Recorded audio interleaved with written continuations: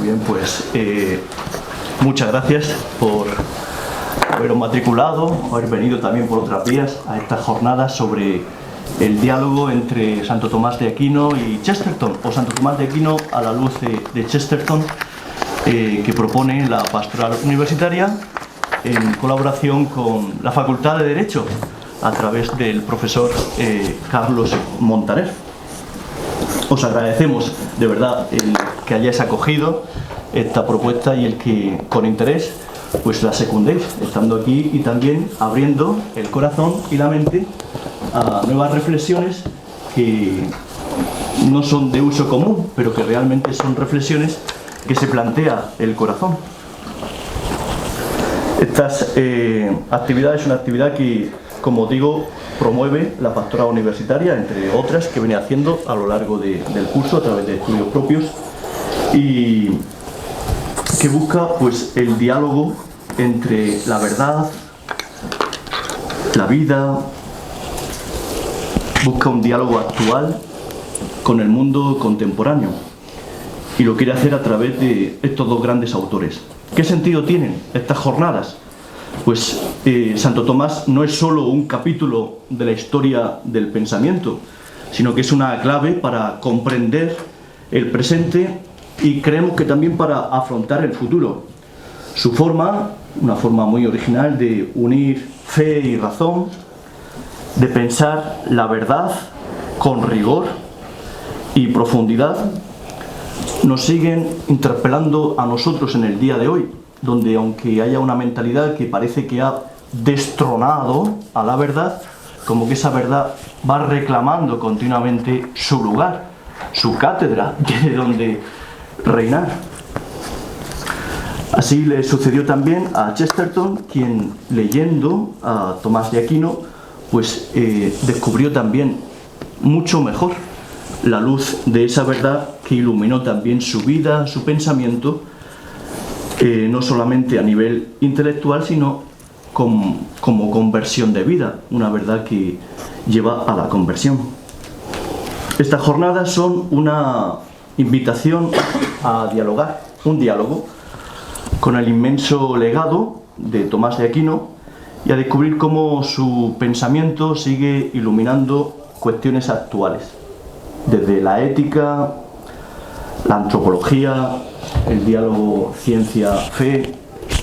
Y yo me alegro mucho de que aquí haya pues estudiantes con mucha hambre y con muchas ganas de saber, pero también profesores de la talla de los que estáis aquí con mucha experiencia y que habéis trabajado mucho estos temas de ética.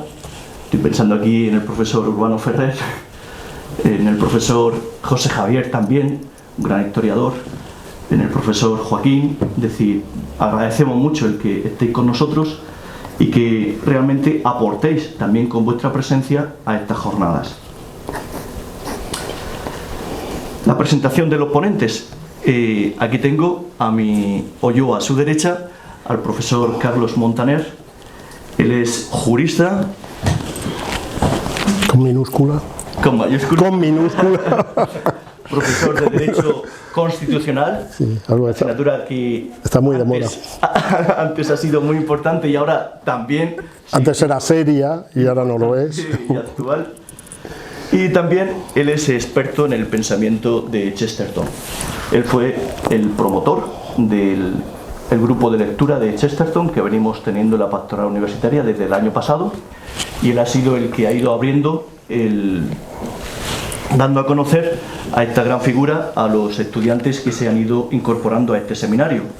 Uno de ellos soy yo también, y otro también es César Nebot, que también gracias a este seminario pues ha descubierto la figura de Chesterton, y también en él, nos lo contará más adelante, especialmente mañana, ha supuesto un antes y un después.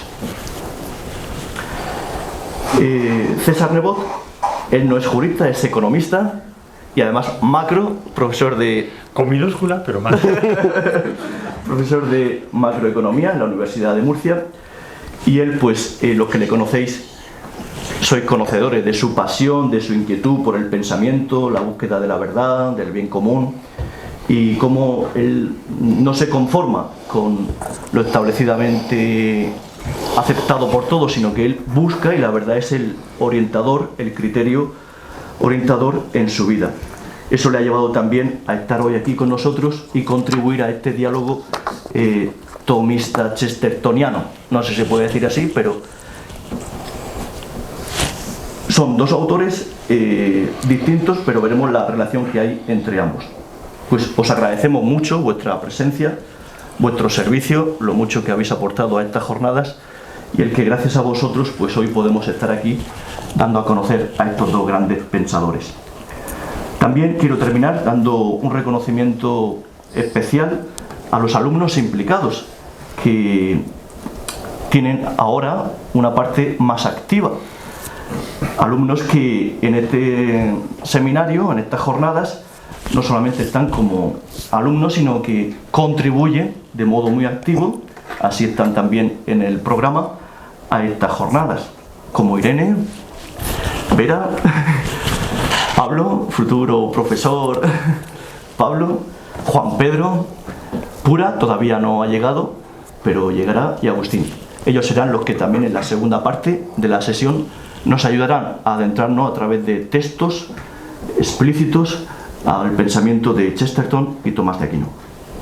Gracias a ellos este evento se ha hecho también posible, a la perseverancia, a la lectura de las obras de Chesterton y al querer divulgar y dar a conocer a la comunidad universitaria lo que para ellos ha sido importante.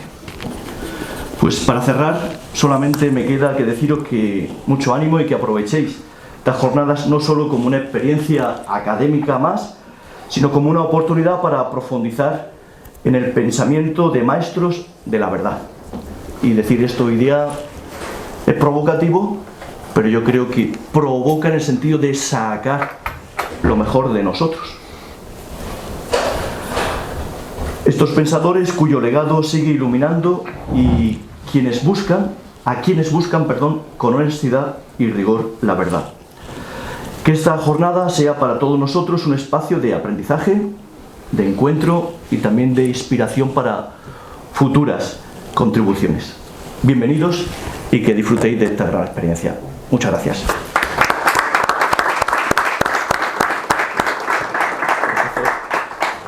Bueno, para que veáis la organización de la jornada, bueno, pues si queréis utilizar las redes sociales para poner el hashtag Chesterton, hashtag Santo Tomás, Pensar Católico es la dirección de la pastoral universitaria, podéis poner también Humo o si alguien de la UCAM.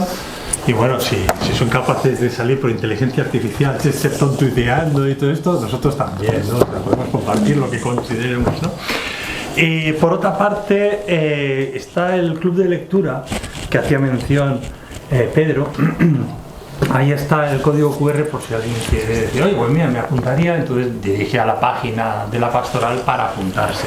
Aparece actualmente como que no se puede apuntar, pero sí, o sea, que en breve se abrirá, Fran lo abrirá y la idea es que quien quiera añadirse, pues vamos haciendo lectura sobre Chesterton, los libros de Chesterton, la verdad es que es una gozada, que dirige Carlos y que, bueno, disfrutamos mucho en este club de lectura. Ya está, sin más, perdona que me haya intrometido, puede cuando quiera, pues... Bueno, pues muchas gracias a los dos y yo empiezo la charla pues como hay que empezar las charlas en la universidad, que es dando las gracias por la oportunidad de poder hablaros un rato sobre uno de mis grandes pasiones, que es un inglés alto, desgarbado, gordo, que no tiene mucho interés, pero que a mí me apasiona. Y al mismo tiempo también decir una cosa que es, como digo, no se puede abrir una charla sin decir que yo no debería estar aquí.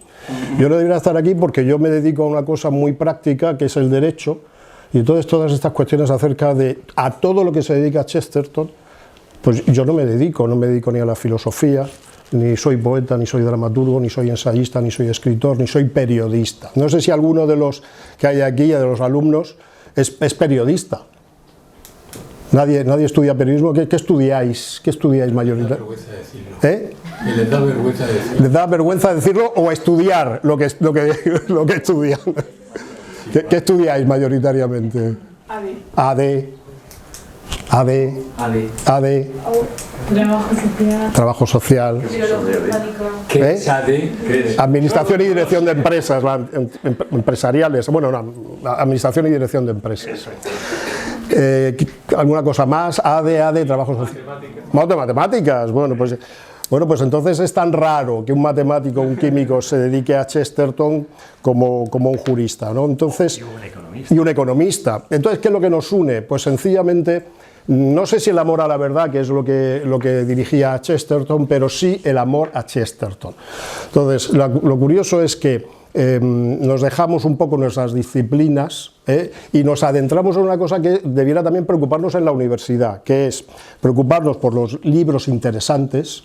Estudiamos muchos manuales que hacen un refrito de libros que han escrito otros, pero no vamos a las fuentes. Y a través de este seminario que nosotros hemos empezado a promover, pues realmente sí que nos adentramos en las fuentes. Los estudiantes españoles son magníficos en decirte lo que alguien dice que alguien ha leído de alguien, pero no nos metemos mucho con los textos, ¿no? Entonces, a través de este seminario, lo que hemos promovido es una toma de contacto directo con la fuente. Entonces, en este seminario al que hemos hecho alusión, el primer año lo hemos dedicado a la lectura de ortodoxia de uno de los libros iniciales de Chesterton, y ahora estamos con El hombre eterno, que es uno de los libros finales de Chesterton, quizá el que es considerado su obra maestra. Pero todavía subyace la pregunta de, oye, ¿por qué Tomás de Aquino, ese gran desconocido en la universidad, o sea, creador, entre comillas, de la universidad como nosotros la conocemos, y absolutamente desconocido, aunque su festividad es muy pronto, es el 28 de enero. Entonces, ¿por qué surge la iniciativa de hablar sobre Santo Tomás de Aquino? Bueno, pues porque se produce una confluencia, como diría algún político, una megaconfluencia de fechas que hace que en los años 23, 24, 25, estamos ya en el último, lo que celebremos sea la canonización, un aniversario de la canonización, de la muerte y del nacimiento de Santo Tomás de Aquino. Entonces hay que dar a conocer en la comunidad universitaria esa figura tan extraordinariamente desconocida. Conocemos a mucha gente, pero no conocemos a una de las potencias mentales, a uno de los cerebros, unánimemente, cuidado, hasta sus detractores se lo reconocen, uno de los cerebros, probablemente la inteligencia más preclara de la universidad y del mundo, ¿no? En ese momento lo que es la Universidad de París, ¿no? Entonces, ¿qué es lo que hacemos? Oye, vamos a dar a conocer a Santo Tomás de Aquino. ¿Y qué nos podemos servir de un montón de libros? Mira, por ejemplo, yo me he traído aquí, que no sé dónde está, el Cornelio Fabro, ¿no? Que quizás sea un clásico, ¿no? Un clásico para aventurarte en el conocimiento del tomismo. Este libro, Introducción al tomismo de Cornelio Fabro, aquí sí que se explica, aquí sé que se emplea y es muy conocido. Y si alguien quiere empezar a conocer algo acerca de Santo Tomás, de verdad, el primer paso, pues quizá hay más, pero quizá el primer paso pudiera ser a través de Cornelio Fabro. ¿Qué es lo que nosotros hemos propuesto? Pues utilizar uno de los libros de Chesterton. Chesterton, es imposible abarcar lo que escribió Chesterton. Dicen que tiene 47 tomos, dicen que su obra abarca 47 tomos, porque ante todo él fue dos cosas: un polemista, un crítico y un periodista. Entonces él estaba continuamente dándole a la pluma, continuamente. Entonces, nos hemos servido de uno de los dos libros que él dedica, única y exclusivamente, aunque tiene artículos sobre santos, pero que él dedica a dos santos. Uno de los libros es el que él escribe sobre San Francisco de Asís, que lo escribe en 1923, y este libro es Santo Tomás de Aquino, que lo escribe en 1933. No es el mejor libro acerca del tomismo, pero es el que más me gusta. Sencillamente es una obra que no es perfecta, pero que tiende a un tipo de perfección que la hace extraordinariamente atractiva. Es como una mujer que podemos decir que objetivamente no es muy guapa, pero es extraordinariamente atractiva. Al final, pues a mí me resulta más atractiva, lógicamente, la atractiva. Me gusta más la atractiva, ¿no? Yo me quedo con este libro de Chesterton, que de verdad os invito a leer, y aparte otra cosa, os invito a que conozcáis a Chesterton a través de Santo Tomás o a Santo Tomás a través de Chesterton, porque al final se produce aquí un binomio. Algún autor hablaba de ese binomio Chesterton-Belloc, pero yo creo que también podemos hablar aquí de un binomio que es el binomio Chesterton Aquino, o Aquino Chester, Chester Aquino, ¿no? Quizá podríamos hablar de ese binomio. Y es que él va construyendo todo su pensamiento echando la vista atrás. Cuidado, todos estamos preocupados de echar la vista adelante. Hoy, ¿qué han publicado en Estados Unidos? ¿Qué es lo último? ¿Qué es lo que dicen? Y hay un momento en el que Chesterton pues, se da cuenta de que lo que le están contando, la historia que le están contando y cómo se la están contando, no le parece real. ¿Y por qué no le parece real? Pues es muy fácil, porque cree que la historia, las filosofías que en ese momento empiezan a surgir, que a partir del siglo XVII, quizá todas estas cuestiones derivadas de la modernidad, cito familias de la modernidad, ahora lo voy a citar, a lo que me estoy refiriendo, pues resulta que él dice, primero, no tiene nada que ver con la realidad de los hechos, y no tienen nada que ver con la verdad, no tiene nada que ver además con el sentido común. O sea, me están contando algo que se está produciendo en la mente de la gente, pero que no tiene nada que ver conmigo. ¿A qué me estoy refiriendo cuando hablamos, de qué hablo cuando hablo de la modernidad? Pues a un montón de familias, que ahora luego trataremos también de definir, pero que yo me he hecho una lista. Pues mira, estamos hablando de evolucionismo, materialismo económico, materialismo determinista, racionalismo, empirismo, capitalismo, socialismo, comunismo, relativismo, existencialismo, individualismo, subjetivismo, escepticismo, ateísmo, feminismo, utilitarismo y pesimismo. Bueno, es un menú enorme y sin embargo a Chesterton dice no hay nada que me guste.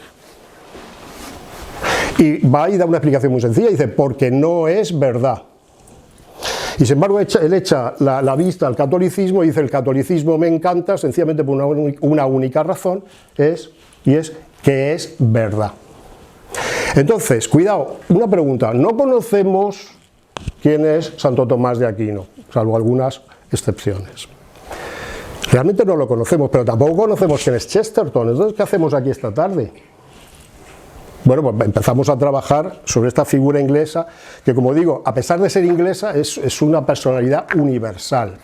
Muy seguido en España, muy seguido en Italia, muy seguido en determinados sectores de Estados Unidos, pero ya también casi abandonado en el Reino Unido. También empieza a ser un gran desconocido en el Reino Unido. Sus ideas ya empiezan a... Cuidado a la hora de citar a Chesterton. Entonces, ¿qué podemos decir de Chesterton? De este tío que era, ante todo, un periodista alegre, un periodista feliz, un periodista contento de ser simplemente, entre comillas, periodista. Ya me gustaría a mí que los periodistas de hoy en día fueran como Chesterton. Ojalá. La mitad. Pues era un tío muy simpático, era un tío muy... Era un hombre pues de bien, con un sentido del humor tremendo que odiaba, por cierto, odiaba la ironía. Entonces, ¿qué es lo que podemos caracterizar de él? Pues podemos decir que es un filósofo del sentido común. Lo primero que tenemos que decir es que es un filósofo del sentido común. ¿Y qué es el sentido común para Chesterton? No es solamente una cualidad humana como la inteligencia, la belleza, la bondad. El sentido común es encontrar el camino recto entre una situación para alcanzar una solución, quizá la solución idónea. Pero ese sentido común está alumbrado tanto por la fe como por la razón. No es una mera cualidad humana. Uno no ha nacido listo, uno ha nacido con sentido común, pero el sentido común al que se refiere Chesterton, ese sentido común que nosotros tenemos, pero alumbrado por la fe y la razón a la vez. Si no está alumbrado por la fe y la razón, no es el sentido común al que se refiere Chesterton. ¿Vale? Esto es muy importante porque la gente parece que dice, bueno, es que yo no tengo sentido común, es que yo no soy muy listo, no soy muy inteligente, no puedo pensar. Chesterton era un privilegiado. No, Chesterton hizo un esfuerzo, porque de privilegiado no tenía nada. Porque una de las cosas que os voy a decir es, no fue a la universidad, solamente fue a una escuela de artes de la UCL un año, a la Slade, porque él quería hacerse dibujante. Y no lo soportó, hizo un año de universidad, pero tampoco de universidad pura, ¿no? Simplemente artes y oficios o algo así parecido, ¿no? Y aparte, él era un pésimo estudiante, eso nos recuerda también a Winston Churchill, pésimo estudiante, y era muy dado a la melancolía y a la depresión. Era un hombre que estuvo al menos un año después de salir de la Slade, de la escuela, absolutamente deprimido, ¿no? Y sin embargo le encuentra en el diálogo continuo con la gente de su momento, oponiéndose a ellos a través del desarrollo de una filosofía crítica, lo que encuentra que es, encuentra el cristianismo, porque él no nace en una familia cristiana.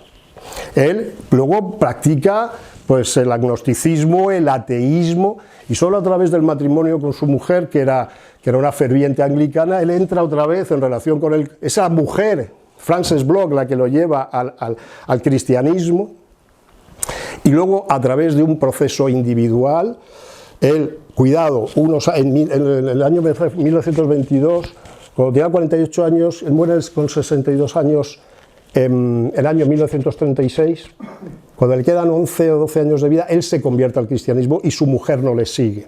No le sigue inicialmente, 4 años después ella también se convertirá al catolicismo, ¿eh? Pero la decisión es individual y extraordinariamente dolorosa. Se convierte sin que ella se convierta al catolicismo, ella se mantiene anglicana durante 4 años más. Al final, luego ella también se convierte, entonces ya el matrimonio es auténticamente una comunión espiritual también, ¿eh? O sea, ya no es solamente una unión matrimonial, sino realmente una unión espiritual. Y entonces todo ese proceso le lleva a Chesterton a elaborar una filosofía del asombro del mundo. Es un filósofo que está en el mundo y se sorprende con el mundo. Y desarrolla una filosofía del agradecimiento. Y para nosotros, ¿por qué nos gusta Chesterton? Pues mira, yo lo voy a decir muy sencillamente. Primero, me encanta, pero luego reconozco en él la alegría y el orgullo, vamos a decir, mejor entendido, de ser católico. O sea, al final, un no católico, que al fin luego se convierte, es el que expresa mejor que nadie la alegría, el orgullo, la satisfacción, pero como digo, la alegría de ser católico, ¿no? Entonces, insisto, un pesimista, una persona con tendencia a la depresión, acaba siendo, quizá lo acaba necesitando él, convertirse en el apóstol del sentido común, el príncipe de la paradoja, el filósofo de la alegría, del agradecimiento, del encantamiento en el mundo y por el mundo, ¿eh? Y como digo, efectivamente se convierte en 1922, muere en 1936, y él al final acaba siendo un periodista extraordinariamente respetado. Lo primero es prolífico, y otra cuestión muy importante es que él no se mete con nadie. Les atacan en el intelecto, pero personalmente es un tío extraordinariamente educado que jamás ataca a nadie, ataca sus ideas, ataca el pecado, pero no ataca al pecador, es un símil.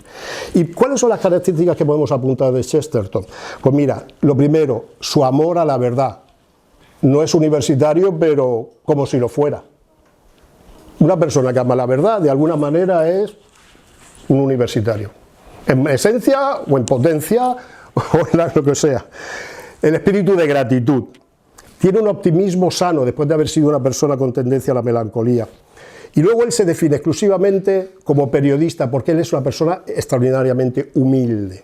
Considera que la humildad es la principal de las virtudes. Él dice, no, yo solamente expreso mi opinión. Es valiente, es una persona también coherente, y como digo, es una persona extraordinariamente educada. Y eso hace que tenga amigos y que la gente le lea y le respete. No hace falta descalificar a nadie en lo personal, lo que sí puedes hacer es descalificar las ideas. ¿Por qué? Porque la ideología moderna a él no le gusta. Él nace totalmente conectado con la ideología moderna, pero la va descubriendo, la va analizando, la va pensando y no le gusta. ¿Y por qué? Por esa desconexión con la experiencia real. Dice, oye, estos son ideas que solamente están en el mundo de las ideas, pero esto no tiene nada que ver con la gente real, con el hombre de la calle, con el hombre corriente, con el hombre vulgar. Mucha gente tilda a Chesterton de un hombre corriente y vulgar, un pensador corriente. Sin embargo, ya empiezan a surgir ideas de que ha sido un gran filósofo. Quizá no un gran filósofo, pero sí un filósofo crítico, uno de los mejores filósofos críticos, desde luego, del siglo XX, aunque nace en el siglo XVIII, perdón, en el siglo XIX, pero en el siglo XX él es un personaje absolutamente destacado. Y porque, insisto, porque creen que esas ideas, esas filosofías no están conectadas con el sentido común.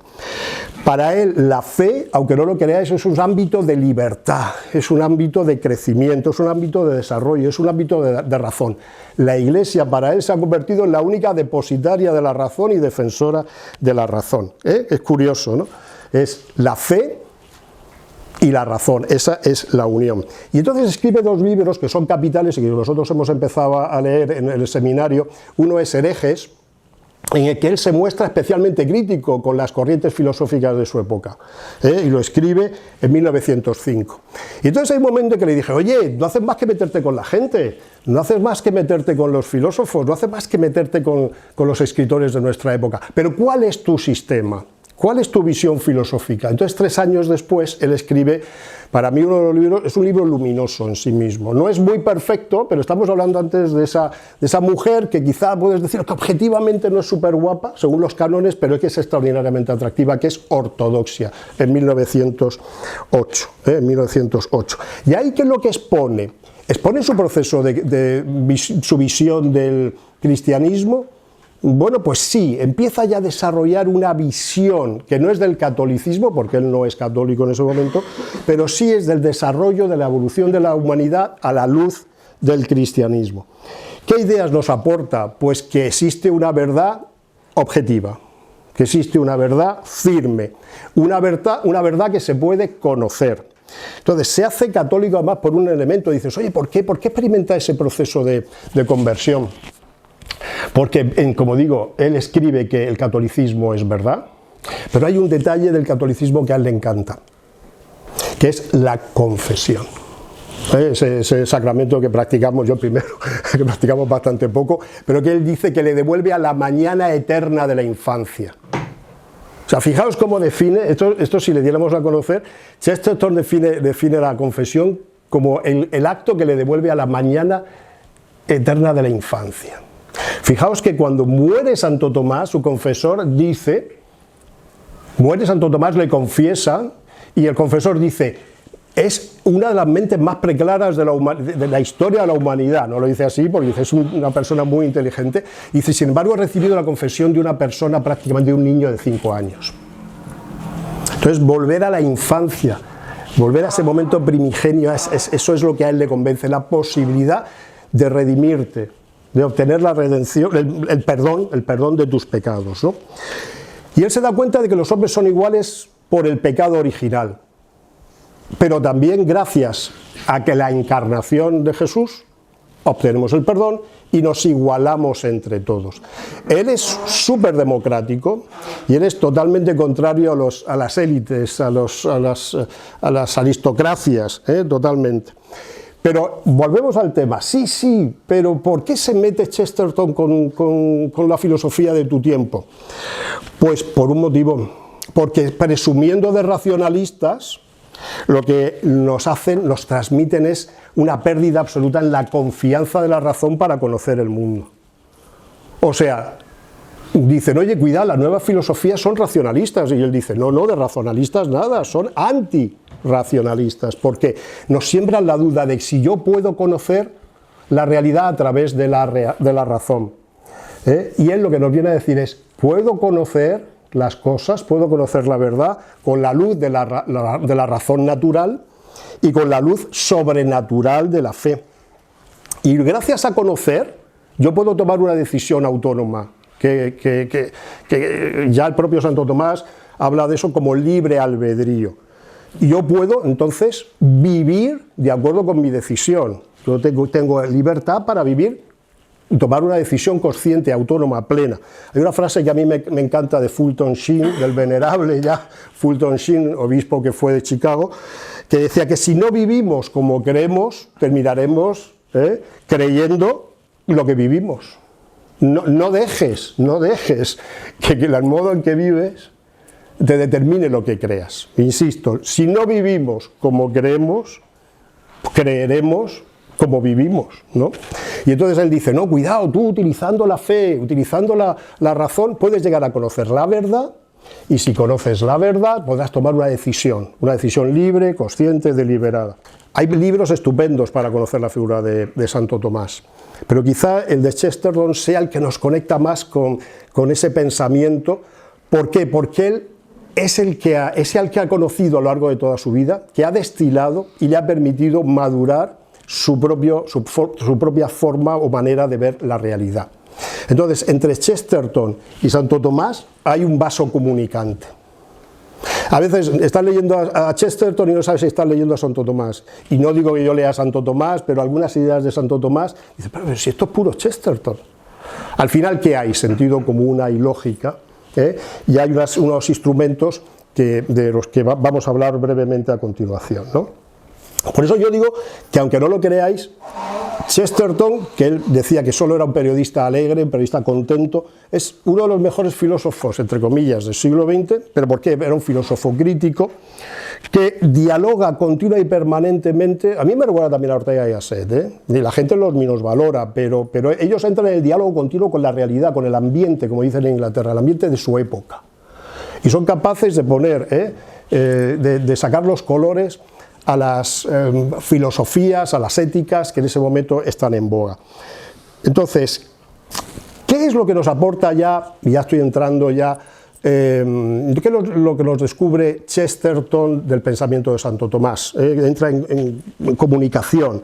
Pues que el hombre, y esto ya digamos que estamos entrando en materia, se sirve de una cosa, se sirve de la razón, y que esa razón es válida. También se sirve de la fe, esa fe es el test de validez, fe y razón, pero también es un autor profundamente materialista. Uy, Dios mío, pero ¿eso qué es? El materialismo nos lleva al subjetivismo, nos lleva al relativismo. Esa es la visión que nosotros tenemos del materialismo. Pero en Chesterton y en Santo Tomás el materialismo es algo absolutamente positivo, ¿no? ¿Por qué? Porque nos permite relacionarnos con el mundo, nos une al mundo y no nos conecta de manera parcial a través de puras ideas, que es lo que nos facilitan las doctrinas, vamos a decir, llamadas, como digo, relativistas. Parte de un realismo metafísico, es decir, la realidad a la luz de la fe, y de esa unión entre fe y razón, que acoge una visión teológica y a la vez teleológica de la filosofía de Santo Tomás, que nos dice, siguiendo a Santo Tomás, que lo espiritual es sagrado, pero cuidado, también lo material es sagrado.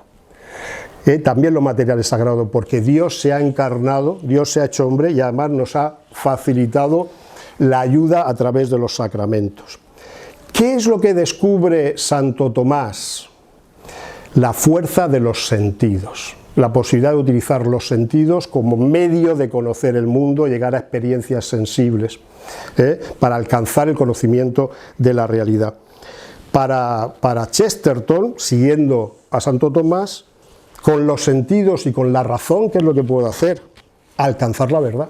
Con los sentidos y con la razón. Cuidado, esto era absolutamente denostado totalmente por el aristotelismo, como lo había entendido el Islam, con Averroes, con Avicena, y también, también era negado por el neoplatonismo, que luego fue seguido sobre todo por San Agustín en esa primera época. Entonces, la prueba es que resista la experiencia que yo tengo a través de los sentidos, el test de la fe. Entonces nos propone, como digo, una filosofía crítica. Él está continua y permanentemente dialogando con sus coetáneos. Él no escribe nada motu propio. Chesterton no escribe nada por sí mismo. Lo que hace es oponerse, contraponer, enfrentar ideas continua y permanentemente. Esa es la naturaleza de los escritos. ¿Qué nos propone, como digo, una filosofía de combate? No es una filosofía de guerra, pero sí es una filosofía de combate. De alguna manera es un precursor de esto que llamamos ahora la guerra cultural, ¿no? Hace una guerra, no plantea una guerra, pero sí una batalla. Y también que nos lanza una antropología, una visión del mundo que es teocéntrica, teológica y teleológica. Nos dice que el centro es Dios, que hemos sido creados por Dios y que tendemos a Dios. Insisto en esta idea. Y entonces a Chesterton, que escribe un montón de cosas, escribe un montón de libros, le apasionan dos figuras, ya lo he dicho antes. En 1923 él escribe acerca de San Francisco de Asís una biografía, Y en 1933, 3 años antes de morir, escribe este libro sobre Santo Tomás de Aquino. ¿Y cuál es la tesis? ¿Por qué se siente atraído por los santos? Y por estos dos santos iniciales, no por otros santos.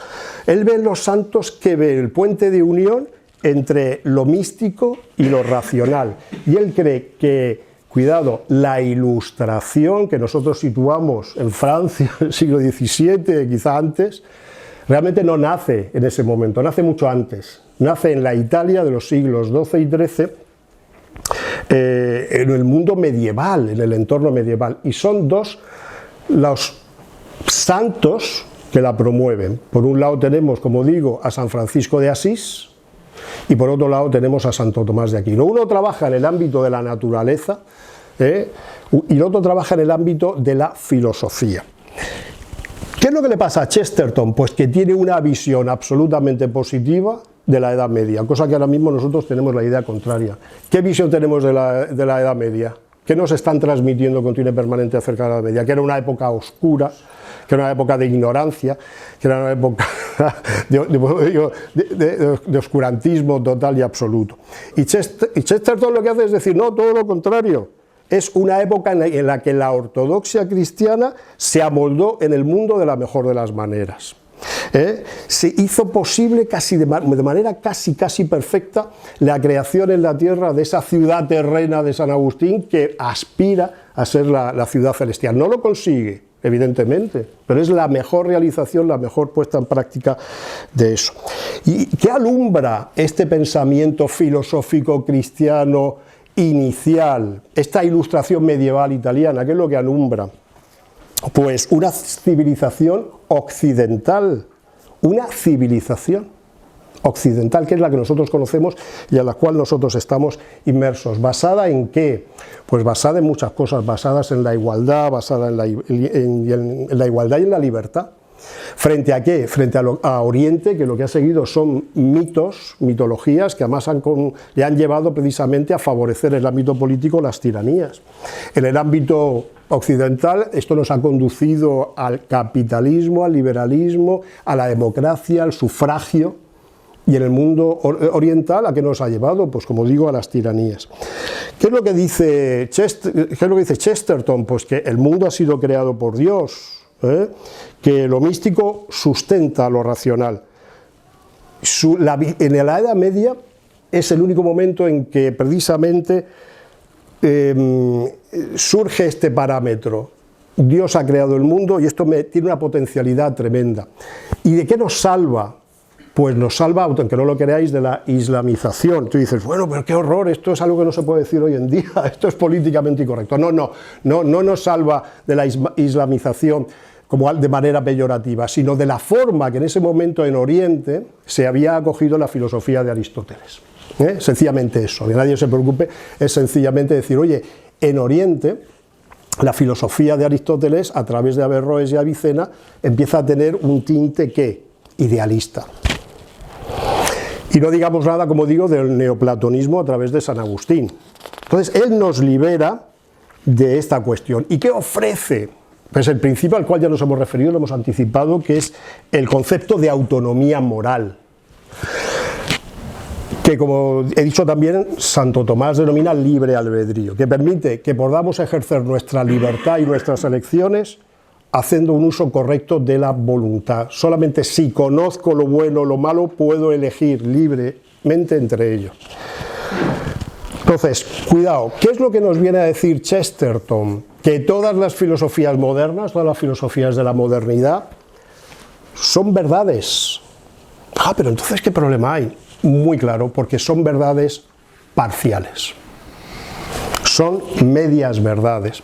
Acentúan la larga lista que yo he leído antes de familias de la modernidad, en el fondo tienen algo de razón. Tienen mucho de razón, por eso son tan atractivas, porque algo de razón tienen, algo de verdad encarnan. Si fueran errores, nadie las seguiría. Por ejemplo, podemos decir, oye, el canibalismo. ¿Alguien es canibalista? Y dice, no, qué horror. O sea, yo creo que mayoritariamente, o incluso esclavista, Cuando dice, oye, ¿eres esclavista? No, no, qué horror, qué horror. Pero cuidado, porque lo vemos como un error. Es un horror porque vemos el error. Pero en verdades intermedias, en falsas verdades, en medias verdades, a veces no distinguimos el error, ¿no? Entonces, todas las filosofías para Chesterton de su época, de la modernidad, son verdades parciales, son medias verdades. Y las cosmovisiones que nos ofrecen, lo que yo digo, y lo dice él, es que son contrarias a la realidad. Esto es muy duro. Nos están contando cosas, por ejemplo, ahora mismo, ¿a dónde hemos llegado? Esto lo citarás tú mañana en el tema de la posmodernidad, ¿no?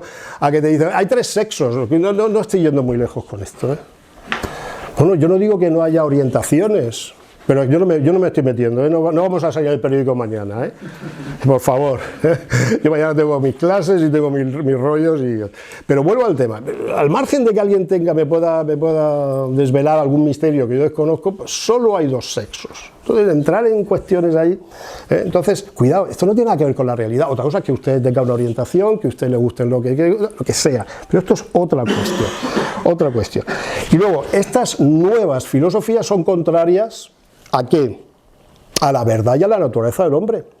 Son contrarias porque vemos sus productos, por sus obras los conoceréis. Yo veo los productos que producen, que fabrican estas ideologías modernas y a mí personalmente no me gustan.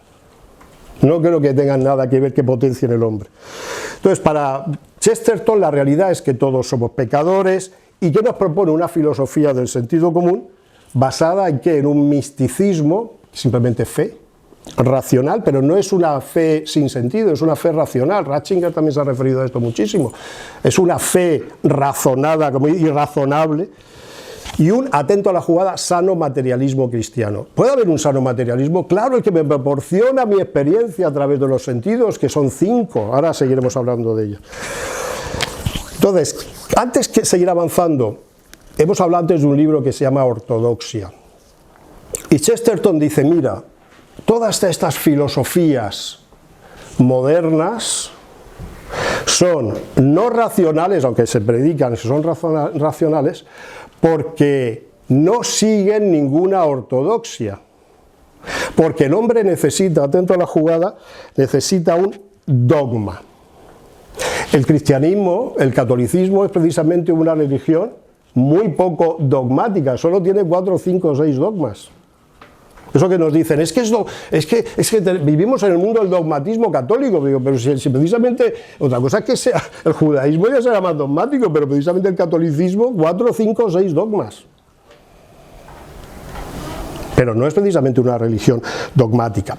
Pero cuidado, gracias al dogma que él identifica como el cristianismo, ese dogma nos hace situarnos en un plano en el cual podemos trabajar. ¿Qué quiere decir dogma? Quiere decir que nosotros elaboramos en un espacio finito. Somos finitos y nosotros solamente podemos trabajar. Es decir, yo voy a hacer un esquema, pero yo no puedo utilizar toda la mesa, no me puedo salir de la hoja, que es el dogma, porque entonces no me lo podría llevar a mi casa y no podría fotocopiarlo y dárselo a otro. Entonces, en lo finito, en el jardín pequeño donde yo puedo elaborar, es donde tengo mi libertad, donde encuentro mi libertad.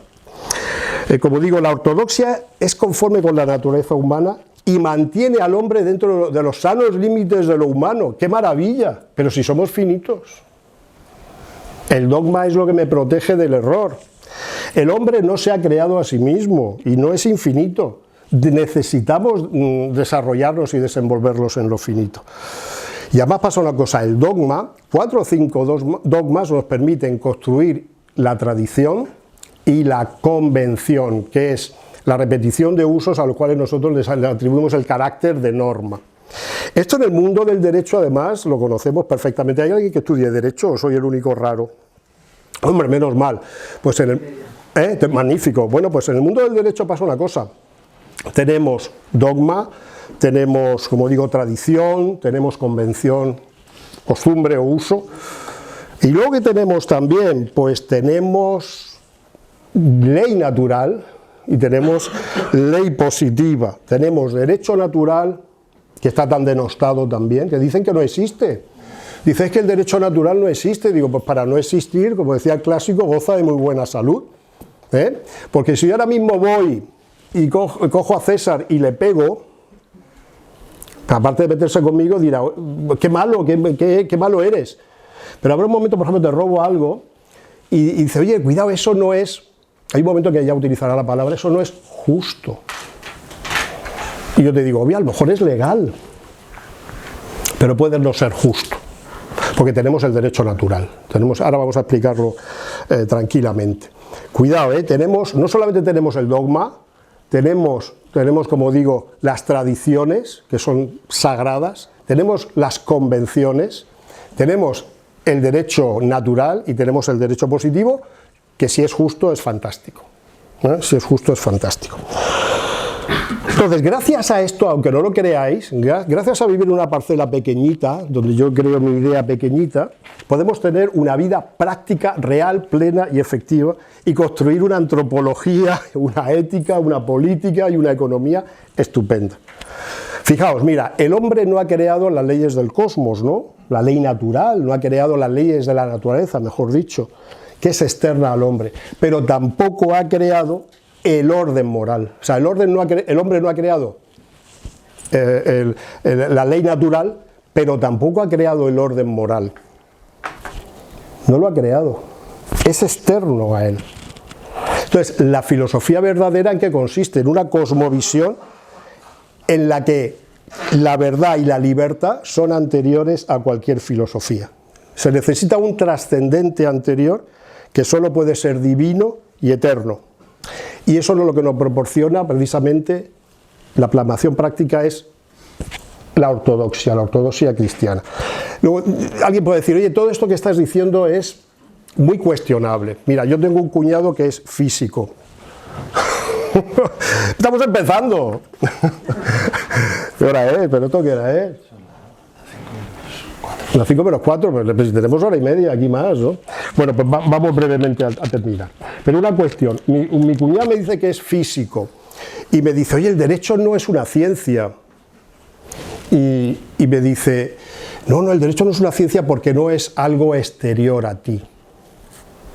O sea, él asume como físico que él conoce algo que es independiente de él. Dice, para que sea algo científico, eso tiene que estar fuera de ti. Qué bien, pues esto también sucede en el orden moral, aunque no lo creáis. Vamos a ver cuáles son los errores que denuncia en 5 minutos. Dios mío, a mí me han invitado a una charla de la universidad, aquí puedo estar hora y media, ¿no? Bueno, vamos al tema. ¿Cuáles son los errores que Chesterton, a partir de la lectura de Santo Tomás, detecta en todas estas familias, como digo, de la modernidad? Insisto, la modernidad nos aporta verdad, pero no nos aporta la única verdad, ni la verdad plena, ni la verdad real. Solo desarrolla errores, pero cuidado, cuando desarrolla verdades, estas son parciales. Una media verdad es peor que una mentira. ¿Qué es lo que hacemos? Nos liberamos del dogma y nos nutrimos de una idea, que yo no sé si es errónea o no, pero a mí no me lo parece, que es la falsa idea de progreso, una confianza ilimitada en las capacidades del hombre. Los filósofos lo que hacen es que se agarran a su parte de verdad y lo entronizan, pero eso al mismo tiempo que nos lleva a la pérdida del sentido común y a auge de meras construcciones mentales y de ideas que no guardan relación directa con el hombre real, con el hombre auténtico, con el hombre corriente, con el hombre vulgar. Se crea un pensamiento paralelo, irreal, autosuficiente, que no tiene nada que ver con la realidad. Insisto en que las ideas, tal y como lo ve Chesterton, las ideas de su época, son filosofías racionales, pero para él no lo son precisamente irracionales. Esto supone abrir no solamente la puerta al paganismo, sino a construcciones del tipo pues de Nietzsche, ¿no? O sea, algo realmente ya en el que la voluntad pura, perdona, la razón pura te puede llevar a la voluntad pura y a construcciones del tipo de superhombre, ¿no?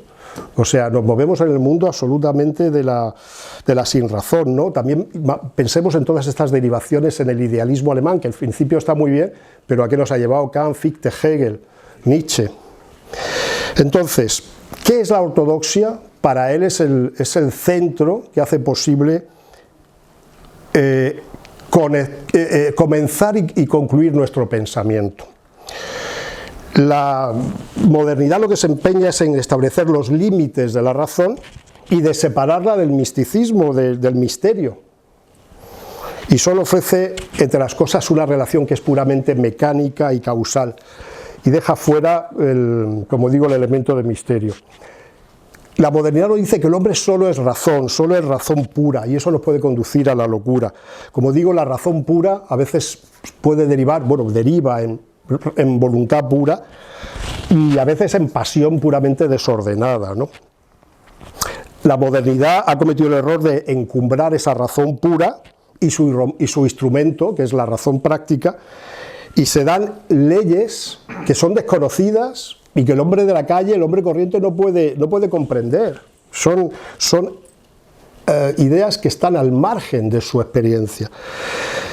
La modernidad ha avanzado no alabando lo que está bien en el mundo, sino precisamente lo que está mal en el mundo. Y luego, ¿qué es lo que pasa con la modernidad?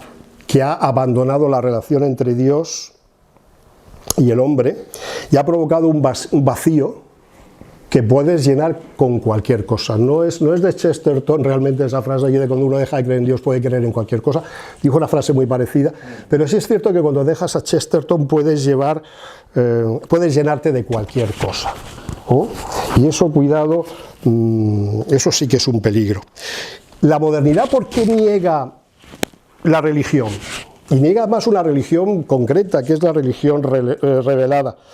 Porque admitir la revelación supone admitir la trascendencia. Nosotros nos movemos en la inmanencia, en el aquí y el ahora, y también la limitación de la razón para pensarse a sí misma. Santo Tomás de Aquino nos propone ya un primer invento, una primera construcción, que es esa distinción entre esencia y existencia, que es muy conocida, que cuando empiezas a trabajar con Santo Tomás aparece inmediatamente.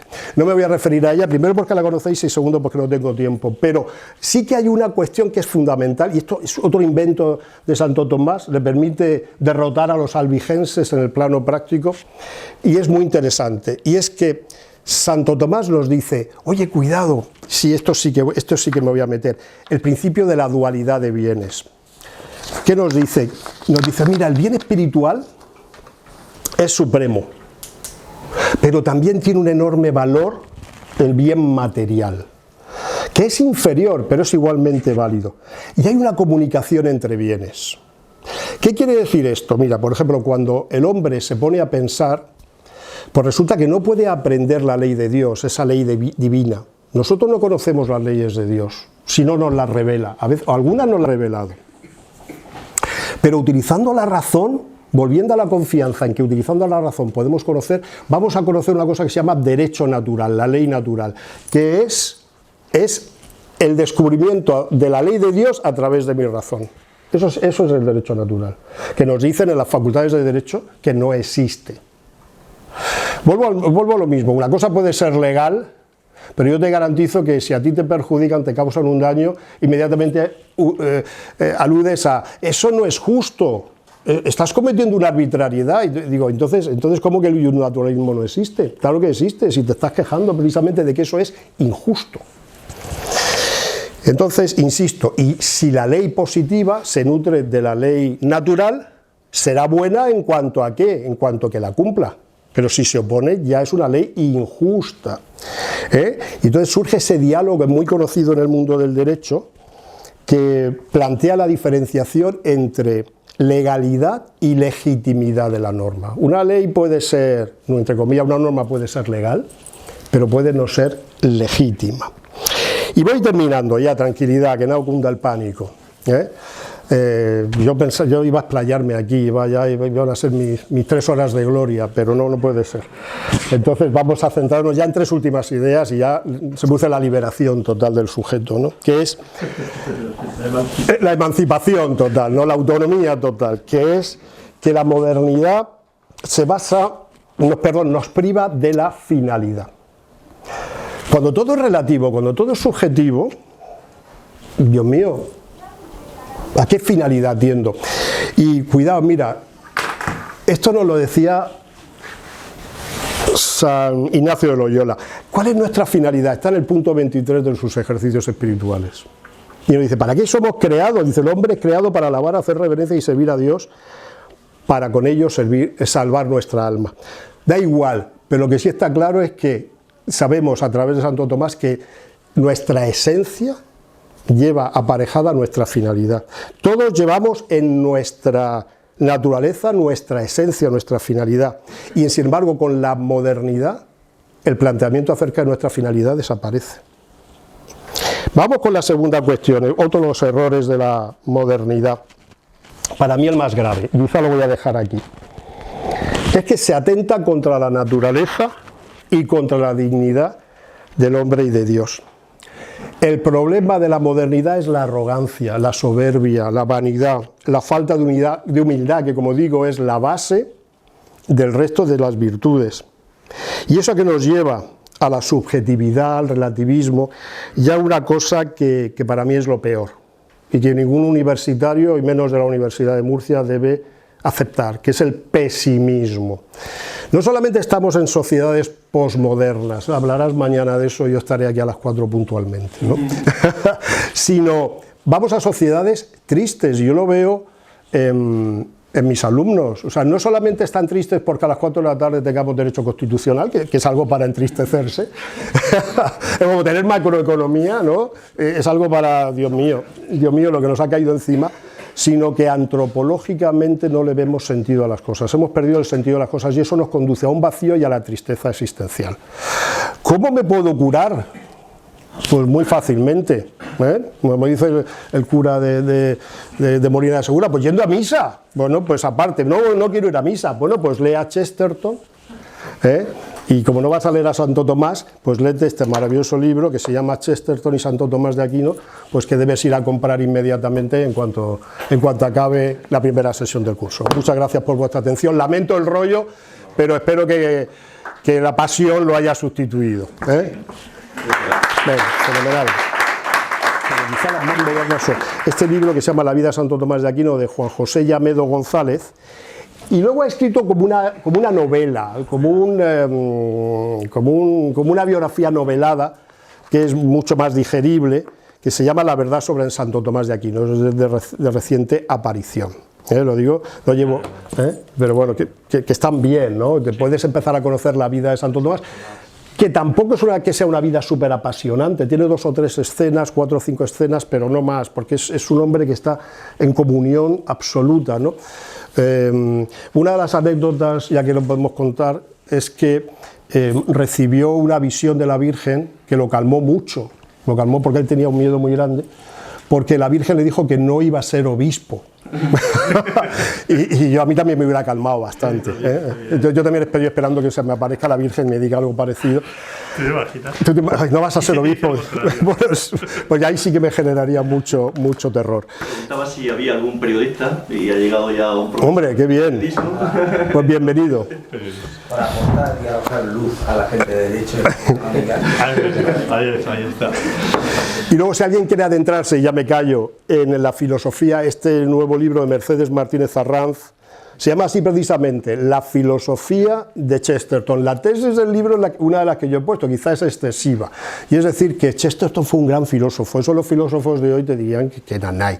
Pero si es que los filósofos de hoy niegan que lo sea Ortega y Gasset, ¿no?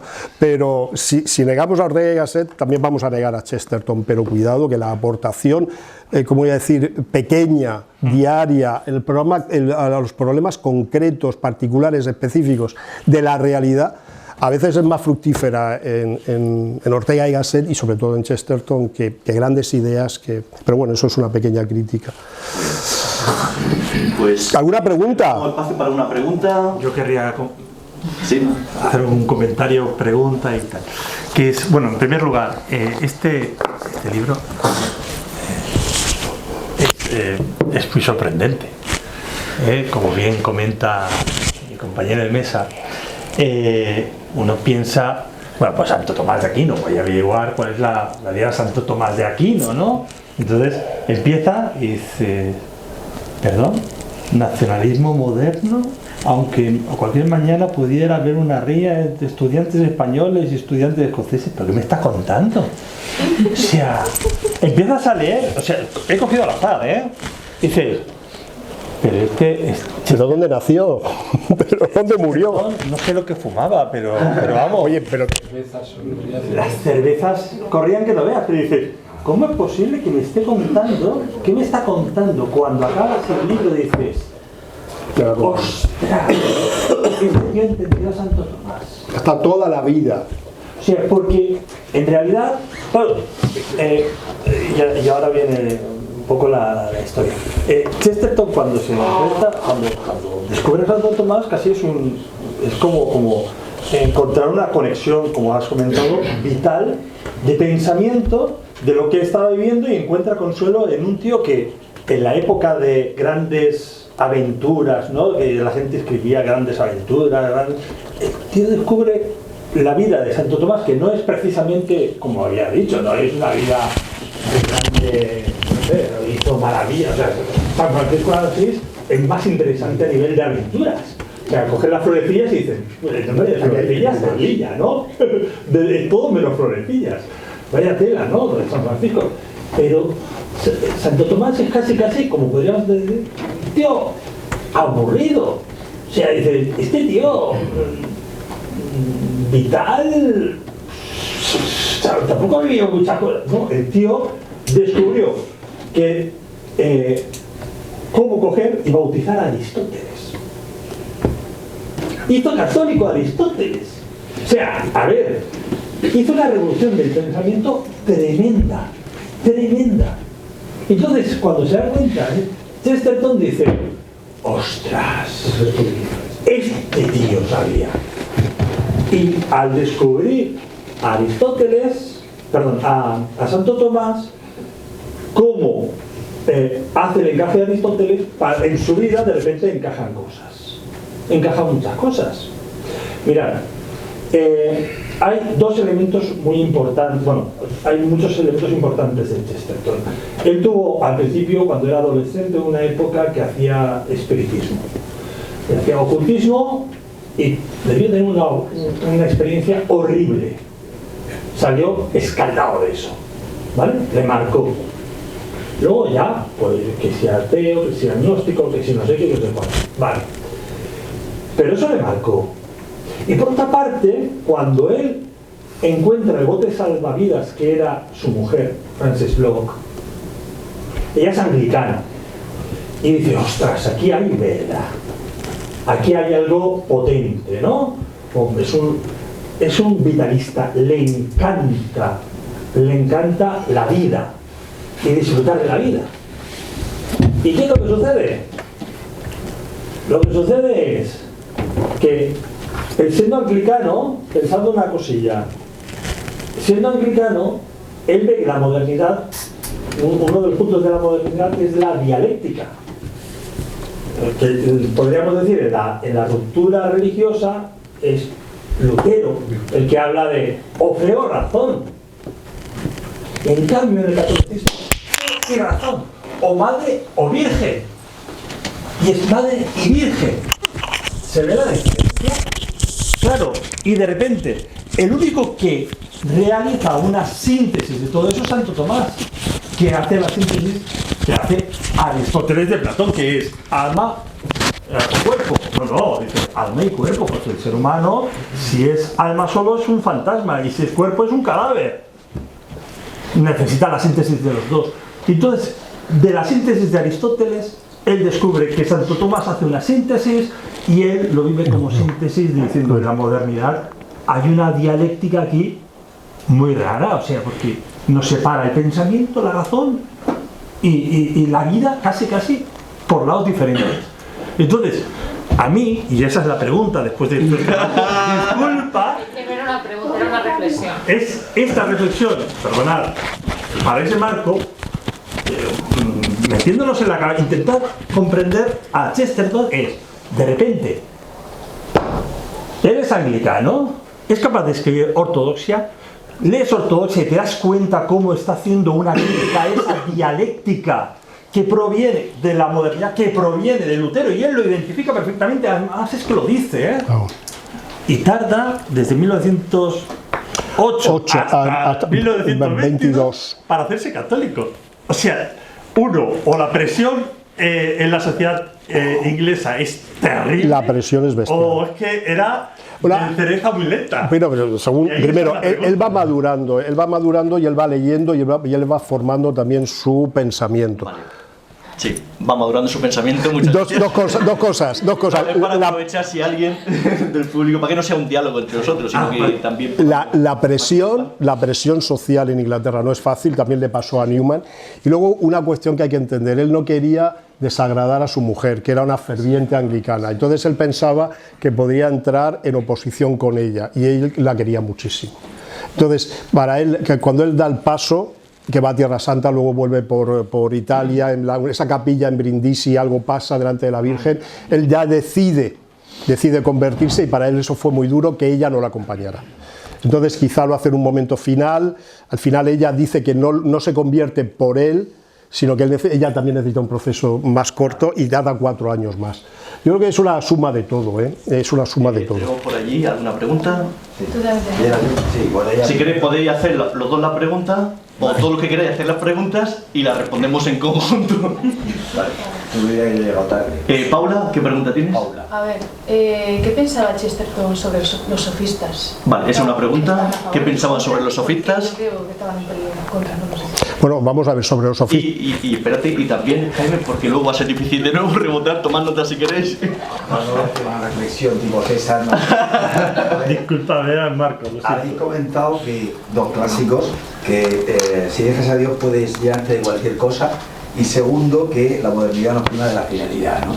Pero ¿qué ocurre con todas aquellas personas que no reconocen esa ortodoxia, al menos en la teoría, sin embargo en la práctica, ¿vale? Están reconociendo, por ejemplo, al hombre, a ver como ser necesitado de ayuda, de una caridad evidentemente cristiana, de una práctica que muchas veces supera la práctica incluso católica porque se centra en ayudar, niegan esa ortodoxia, sin embargo hacen una labor, ¿vale? Que digo yo que están participando de una manera muy fuerte en el sentido de esa ortodoxia, que es al fin y al cabo el orden natural reflejado en ayudar a los demás o en cualquier tipo. Vale. Y solo una cosa más sobre lo que he comentado que el otro día un programa interesantísimo en La Rosa de los Vientos sobre la Ouija. Y esto es muy curioso porque me va la atención porque bueno, había uno a favor, en contra, no que estuviera a favor, en contra, no me parece nada bien, sí, que salud. Se deja el programa, pero bueno. Entonces, Javier, ¿ha visto? Entonces, bueno, entonces, a ver, había uno científica 100%, bueno, eso no puede ser, está generado por la presión ambiental o por la capacidad que tenemos de sugestión. Y el otro lo decía, que era una persona atea, decía que si la capacidad de sugestión de un pueblecito tiene eso, lo habíamos empleado en 1000 cosas más potentes para curar enfermedades, ¿verdad?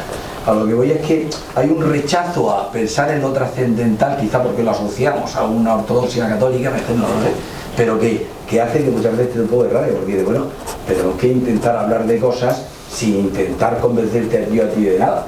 Pero si el vaso se mueve y no lo ha tocado nadie, me explico, ¿no? Igual era... Sí, vale. Creo que la pregunta se ha captado. Si hay alguna pregunta más, ahora está a tiempo, después ya no. Va, por aquí. Sí. ¿Por qué no se ha citado el pensamiento que convence a Chesterton de la potencia filosófica de Santo Tomás? Santo Tomás empieza diciendo que un huevo es un huevo. Ese es el fundamento y eso es demoledor para los filósofos que no pueden traer a Chesterton, ni a Santo Tomás, ni a Aristóteles. Un huevo es un huevo, y si empiezas por ahí, no puedes terminar en la gilipollez que hemos terminado. Pues mira, yo voy a empezar respondiéndote y ahora ya sigues tú, pero tú sabes, brevemente, tú sabes que ha habido un congreso hace también 4 días de matemáticos muy famoso, en el que han estado varios días diciendo, planteándose si 2 más 2 son 4. Si es feminista o no. Sí, si 2 más 2 son 4 realmente, lo digo porque ha aparecido en los medios. 2 cuestiones, el tema de la visión es absolutamente negativa, pero como en todo, porque donde no hay verdad y lo único que busca el sofista es convencer, como digo, la visión es negativa, simplemente una instrumentalización de la verdad. Pero era muy positivo con los griegos, porque en la cultura griega siempre se echa en falta un dios que tiene que existir, que todo el mundo espera, que es inmanente y que debe ser también trascendente y que podemos llegar a poder conocer. O sea, los griegos sí que tenían un anhelo, estaban siempre hablando de una potencia creadora, de una razón, de un logos, pero también de una potencia, como digo, creadora, y eso Chesterton sí que lo reconoce. Y la otra cuestión que querías hablar, el tema de la autofinalidad, es decir, oye, yo puedo hacer al bien, es algo altruista, es algo positivo, ¿vale? Pues bueno, pues Dios probablemente te lo tendrá en cuenta, pero si está desligado de la fe, que la fe es la única verdad, al final, pues con todo el cariño, es un trabajo estéril. O sea, unimos fe y obra. Lo hemos hablado precisamente, estábamos hablando antes. O sea, la obra tiene que ser una consecuencia de la fe para potenciar, precisamente para demostrar la fe. Puedes hacerlo, puedes hacer el bien y puedes ser un gran filántropo y ayudar a la gente, pero realmente, como digo, estarás trabajando solo en el mundo de una manera parcial y desconectada de la finalidad última, que es la que tienen todos los hombres, que es al final unirse con Dios y ser una única, vamos a ver, participar de la unión con Dios. Vale, muchas gracias. No sé si César quiere decir. No, solamente... ¿Un minuto? No. Es fantástico cómo en este libro hace referencia precisamente, lo que comentaba, perdón, Qué huevo seguro. Javier. El físico, ¿no? Sí. Por eso Y no sé si leerlo para sí, acabarlo, con eso pero terminamos. es un párrafo, dice: la filosofía de Santo Tomás se alza fundamentada en la convicción común y universal de que los huevos son huevos.